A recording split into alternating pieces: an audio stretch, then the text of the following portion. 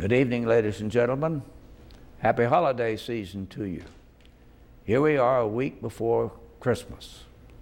Luckily for us, Governor Perdue invited us to maintain a great tradition of coming over and sitting down with the governor of the state to talk about what's happened in the past year and what we look forward to in the years to come.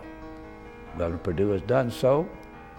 We ask you now to join in that conversation in just a few seconds.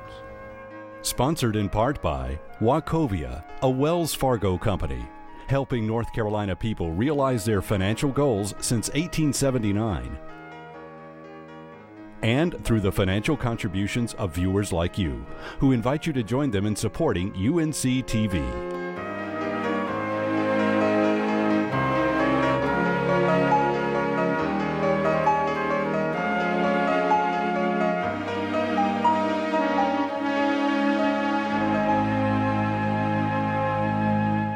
Thank you for letting us come over, and so good to see you again. I'm glad to be here with you in the People's House, Bill. That's what we call this mansion, the People's House of North Carolina. Every wife, mother looking at this program want to know, have you finished your Christmas shopping? I've begun it. That's the best thing I can tell you. No, I haven't finished. I haven't finished wrapping. I figure the 23rd I'll get really busy and rush out and get the last things, as most of the people in this state do. Have you finished yours? Not at all. See, it's not just women's work anymore, it's men's work too. Fair question. Well, it's grand to see you, and I want to get down to asking some questions that I know you want to share with the state. Every thoughtful North Carolinian knows, Governor, that you inherited a terrifying fiscal problem. Where are we now as you look at the plans, what you've been able to do this first year? Bill, it's been the most challenging year for North Carolina since the Great Depression. I think we all understand that, and clearly in January when I was sworn in, I really didn't know the magnitude that would face us by April when we found that we were $4.6 billion in the hole. And so we've made tough choices, really tough choices for North Carolina. The story I like to tell is that in January and February, the folks from New York and Chicago and across the country put North Carolina in the list of the 10 or 12 hardest hit states by the recession. Our job losses were significant. Our state was bleeding with globalization. And we have come so far because of the tough choices the General Assembly joined me in making. And just this last month, we can see the end. I can see the recovery beginning to permeate North Carolina. We have been told that we very likely will retain our AAA bond rating. That's an incredible feat. Sure is. In this kind of economy. We were picked 3 weeks ago, North Carolina, as the best place in America to do business once again. And the people who wrote the article said it was because of our workforce and our investment in education and our commitment to a sound and stable North Carolina economy. And finally, last week, we were rated as a B- state, moving up from a D- or an F last January. So I think the hard work is over for the immediate bleed in the economy. The challenge to us, and the challenge you and I have talked about for years, Bill Friday, is the fact that until we can be sure that every child in North Carolina is getting a good education that will allow that child to compete in a global economy, we cannot maintain a globally trained workforce. And so that's the efforts we have to make, to put people back to work and to make sure that the newer generation, the young ones replacing you and me, have the skill set they need to be competitive for the next 20 or 30 years. You said some time ago that you wanted to be the jobs governor, and you brought this huge development with Novartis into the state. You recruited Keith Crisco, who's a White House fellow and a very talented person. What's in the future then? You got some interest out there now? Well, I'm going to Charlotte this week, as you probably know, to announce another company moving a global North American headquarters to our state. We've had tremendous losses in the last year with jobs that are existing now, but we've had tremendous wins. Almost every state, every county in the state has had a little bit of a job increase. The problem becomes, Bill, that when it's me that's lost my job, nothing looks positive until I get my job back. That's right. And so the work and the challenge that I have is two-pronged. I've got to find jobs and keep jobs in the state for people who live here. And then I've got to be the most aggressive governor in the country and globally to bring new jobs, the big jobs here. So you got to protect what you have, re-employ people who've lost their jobs, and then recruit new high-tech jobs. And we're doing all three of those. And I actually think if I were grading myself on jobs right now, in terms of job creation and job investment of time and energy and resources, we're doing fairly well. You've always been one who's been very successful with the military base retention in North Carolina. You were just down at Camp Lejeune yesterday. When you looked in the faces of those young men and you know where they're going, not easy, was it? It's a hard day for America and a hard day for me, just because so many of them are so young. And I continue to urge people in our great state to do more than just send a box at Christmas to somebody who's deployed, to every day after you say your prayers of Thanksgiving that they're willing to risk their lives and their futures for America's freedom, that we really try to do something to shore up those families. In Jacksonville, Camp Lejeune, we are anticipating in the next 3 years 63,000 new family members because of the expansion of our military base. And with that comes tremendous new job opportunities. They told me yesterday that we were going to need 2,300 daycare workers in the next 3 years. And so those are those high points of the military bases. But I have to be honest, when I talk to folks who were getting ready to leave, some of them next Tuesday, you admire the patriotism and the bravery, the fact that none of them had second guesses. They and their families are willing to do whatever it takes to win this effort. And the rest of us should be mighty thankful that we have young men and young women like them to protect America. That's an incredible experience to have. You've always been a champion of the schools. All of that, the strength of our educational system underpins all that you're saying. Where do you think we are now, and what do we need to do? Bill, in early January, you will see us roll out the education plan for North Carolina. Last year, quite frankly, almost 100% of our energy had to be wrapped around plugging the economic holes and fixing the structural sophistication and integrity of North Carolina. And I believe we've done that. We've done that well. And so now we move into where you have to go, jobs and education. Our public schools need to do more to be sure that we ensure that a child passes from one grade to the next with the right skill set. If I don't know fourth grade math and I'm in fourth grade, then by the time I'm in 8th grade, I'm going to be really far behind. That's right. And so we're going to implement something that we're piloting now called diagnostic assessments, so that a teacher will have a set of tools all along to help the children in her class or his class keep on grade level and learn. And then we will work all the way through middle school and high school to be sure that as we try harder to graduate more kids, that they have the career set or the college set they need, either to enter the world of work, go to a community college or vocational school, or then to one of the universities or colleges across North Carolina.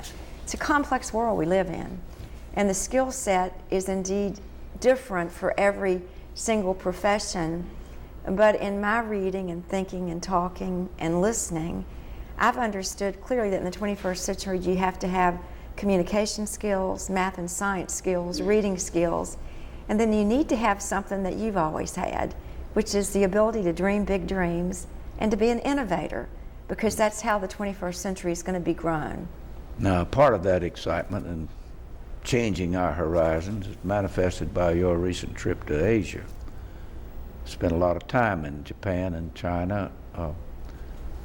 What did you see, and what do you see our role now in North Carolina? I came back with this feeling of urgency that I can't say frankly I've had for years. I saw the economic prowess of a communist country. I saw the phenomenal growth in Shanghai and Beijing and other cities. I saw an education system that I don't really like because it's skewed to children who are achievers and does a disadvantage, in my perspective, to many children who are low achievers. They don't have the same opportunity that we have in America. But I came back knowing that we needed to work harder. All of us need to work harder. And our public schools need to be more focused on the basics and on science and math. And then our business sector, Bill, from my perspective, has a real responsibility and obligation, if you will, to step up and help shore up support for the public schools in North Carolina. That's the only way we're competitive. I wouldn't be sitting here as governor of this great state, and I don't know how far you would have gone, but for the fact that we both had a chance to get a free public education in North Carolina, me and Virginia. Yeah. And there are millions of children that will enter our school doors across America who, but for the reality of public education, would be ruled out, they'd be drawn out of an economy that's productive. China reinforced all that with me. It reinforced to me competition is alive and well, and it's a global society. Bill, you know it as well as I do. And we can't go back to where we were in the 20th century. We've got to be much more focused, much more aggressive, much more feeling the same sense of urgency that I feel. That's a very interesting perspective. Underpinning all of this is another phase of your life, though, as our governor, and before then, in the work of the Wellness Fund. Now, you have concentrated a lot of energy and real pressure in developing some kind of mental health program for the state. But including that and the state of our people generally, obesity is a problem, these other things. How do you see the state with public health right now? We've got a long way to go. We're moving in the right direction, but quite frankly, I think the health status of most people in North Carolina is really tied dramatically closely to our economic level. If I am a low-wage earner and my family is stressed economically, given the national picture with health care, the chances of my children or my spouse having great health care access are limited because of the cost of insurance and the availability of health care coverage. And I don't intend to get in that national debate, but I do know that each of us has a responsibility in our own lives to exercise and to eat healthy. You know, I'm the living example. I get up every morning and exercise. I try to walk the walk as well as talk the talk. And I come from a part of the state, Bill, you've been there with me, where if you live in eastern North Carolina, some of the places especially, you're so much more likely to have a stroke or a heart attack, to be heavy, to have diabetes, to have a heart condition. That's right. Because of the way we live and the way we take care of ourselves. All of us can do better, and my advice to everybody is to stop smoking and to exercise and to get healthy, because it's up to us. Even the people in the new cancer center use those very points of exercise, health, smoking. Mental health particularly, is this a special concern of yours? I worry about it. It's one of the things I worry about most, because the cuts, the $4.6 billion cuts that, and the reconfiguration of the investments of the state that were made to keep schools open really are problematic for many of the human services. Lanier Kanzler is the secretary, and he's doing a fabulous job under tremendously difficult circumstances. I'm proud that he's there, but I'm as troubled as anyone in the state about the personal care services and some of the tremendously bad conditions in our mental health facilities. And I'm working very aggressively to bring to the public view in the early part of the winter a proposal that perhaps would help me fund a mental health trust fund and an investment in acute care mental health services across the state. We've got to do something. And in this economy, there is no money in the general fund to do what we need to do. So we've all got to think creatively and innovatively to have a different paradigm to solve those problems. But the problems have got to be fixed, Bill. We've got to fix mental health. You make me think of something else that you've done a lot of work in, and I know people would like to hear you. That's the question of North Carolina and the older population. We are becoming a geriatric state in lots of locations, and this means staff, it means doctors. Are we getting a hold of this one too? It's hard. The county commissioners have not done a good job. I haven't done a really good job. You haven't done a good job talking about it consistently. Right. You and I'll have the conversations once a year. You know, I got into public service. I chose to run for office because I didn't like the way my very sick, frail, older patients were being treated by the system. And today, I would imagine that I could go into some kind of healthcare setting and find the same problem that I saw in the 80s. And the country is graying. It's not just North Carolina. I'm older, you're older, we're all going to live longer. You know, the life expectancy continues to increase. And so I think, again, it's wellness, it's how you live your life, but it's that service system we have in place to help people stay at home and to help people stay healthy. We all have to buckle down because North Carolina is graying, and we have to focus on a county by county, city by city system that addresses both the current and the long-term care health needs. And that means caregivers and residential environments where we can all live and age healthy. Another part of your professional life and political life has been where we live and the environment we live in, and you've been very concerned, I know, about water and air pollution and the availability of water. Through the various funds while you were lieutenant governor, you got through the legislature. Are these things moving the way you want them to move?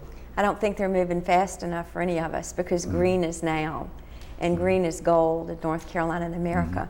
I'm real pleased about the emphasis in the Charlotte area around energy clusters. We are having some real successes there, growing green jobs and green economies. Across the state, we have different pockets of innovation around green jobs, clean air, clean water, biofuels, biodiesel, all the things that will actually undergird and underpin the 21st century. We can't do it the old way. I'm proud of the windmills we're putting in place on the coast. I'm proud of the fact that we're doing this offshore drilling for natural gas task force to see if we can do it safely. Maybe the science has changed. It doesn't hurt us to look at that. But the truth of the matter is you and I aren't going to get around in an old-fashioned gasoline-powered car. We're not going to be able to sustain the electricity use of America because we're so dependent on foreign oil. So it's not just the environment now. For the first time, the environment has intersected the economic demands of a country and a state. And so the folks on the far left and the far right have come together around some kind of agreement, I think, that we've got to get green. It's good. The years gone by, how's the first gentleman getting along? Thank you for asking. Thank you for asking.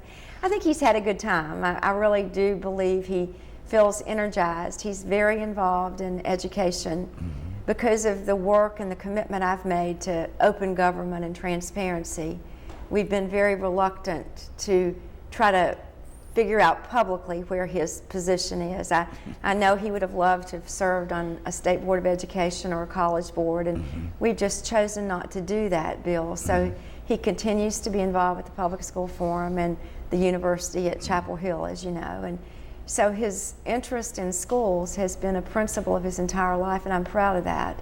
He's done a lot with reading, and he did a lot of that in Asia. But again, he's been the best gift of my life. I love him and adore him, and I'm thankful that he puts up with me. Well, I'm thankful he's standing by like he does so effectively. He's wonderful. This is the Christmas season, and every one of us thinks back to childhood memories this time of the year. Are you and he going to gather the clan somewhere and have a real family Christmas season? We are going to gather the clan, and I'll be in New Bern, and for part of the time we're going to go to Atlanta for part of the time to see our children. It's harder, I guess, these days. My sons are older, and I know your children are grown, and you just do what they want to do. Thanksgiving has always been my favorite holiday, where the whole clan gathers in New Bern, and I cook, and we all have a good time. And Christmas, because of the grandchildren, has become more about what works for each family. I've tried to learn to be generous in my old age and not make demands on them because they've got young families and I want to support them. But all in all, we've had a Christmas dinner here in the People's House, and that's a privilege, Bill, that we've had to live here and to work here and to play here. I was going to ask, What kind of private life do you have the chance to maintain now that you're where you are? I'm honored to be where I am. Thank you, and thank you to the voters who have trusted me and allowed me to hold this sacred position. That is not the number one priority for either of us. We really do believe in public service. It's what I've lived my life doing, so it's not a lot different. I work long days. I'm focused on jobs and education. Bob is focused on jobs and education. And my children, my 2 sons and now 2 daughters-in-law, and my little granddaughter Millie, as well as our Atlanta family, have all been quite generous with their time and their talents. And we've decided this is a family deal for us. We're privileged to be here, and we want to leave a bit of ourselves behind in service and a legacy to the state. As you've traveled around the state now, every governor, your predecessors that I've talked with in these kind of visits, always said there was something that surprised them most when they got in. But you've been a very public person for a long time. But what about it when you become the number one? I think the thing that doesn't surprise me, but it makes me feel awed, is the capacity of the people of this state, Bill. You know, this is the second, really the third hard, challenging economy that I've gone through in public service. There was one in the early 90s. There was the early 2000s, terrible globalization where we lost textiles and manufacturing. And now there has been this just terrific hit on the people of North Carolina. And I think the thing that just inspires me and makes me feel so good about living here is the people. Wherever I go, I can find a story, a person who has lost a job and had the audacity and just the plain old spunk to start over again. From 26 to 66 to 86. People just don't give up in North Carolina, and I think that continues to amaze me in the most challenging and perilous times, that our people come together and center around moving forward and getting out of a recession and a depression. That's pretty cool. I love this state. I've been impressed with the fact that you don't sit in the Capitol. You get out and listen and talk and visit, and this has been your nature, but when you are the governor, it's a different role that you play. Everybody knows that, but you find that a very reassuring practice, don't you? I gain my strength from it, my personal strength. You know, I go to church on Sunday. I gain some personal and religious strength from that. And then I really do find strength in the people. You can be feeling kind of gloomy yourself. You see it, you experience it. You can be thinking, wow, this is a hard day. And if you take time to listen to somebody else, you can see that perhaps their challenges are bigger than yours, or perhaps even more importantly, they face them a little bit better and a little bit differently. So it's awesome. The thing I guess that surprises me too, let me go back, I can tell you because you'll laugh at me, I still like to go to the grocery store once in a while. I mean, I do that even here in Raleigh, and people are amazed that I'm in the grocery store. Good. But I'm surprised at the number of people who will come up and say you're doing a good job or you're doing a bad job right in the middle of a grocery store in North Carolina. That's the real test. That is it's the test whether I can keep my patience and not overspend my budget. That's the test. I want you to look straight in the camera now in the last minute or so we have here and give all North Carolinians your Christmas message. Thank you, Bill Friday, and thank you to you and this wonderful program for what you do for North Carolina. First of all, happy holidays to all of the people of this great state.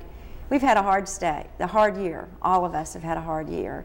All of us know somebody who's lost their job, or really been hurt by this economic challenge that we faced.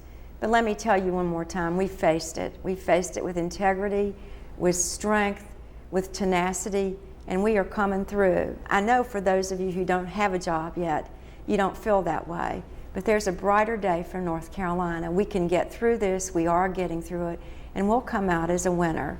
We've got to keep focused on the basics, public schools, educational training, career training in college for our young people, and for people of all ages. Help me do that. I'll work hard for you. This is a privilege for me and a privilege for my family to be allowed to live in this wonderful house that we call the People's House, and to be your person, your governor. I thank you from the bottom of my heart. I know that there are better times coming for all of us. I'll work with you and for you until the day I die. Happy holidays, Merry Christmas, Happy Hanukkah, and God bless. Thank you, Governor, for what you've just said to all the people. Thank you for the good year that you've given us. Christmas greetings to all of your family when you do get together, and Christmas greetings to all of you, friends, for sitting in with this conversation with our Chief Executive. For Bobby Dobbs, Owen Scott, Steve Price, and all those who work on North Carolina people, our very warmest greetings to you for the holiday season and a good new year. Till next time then, good night.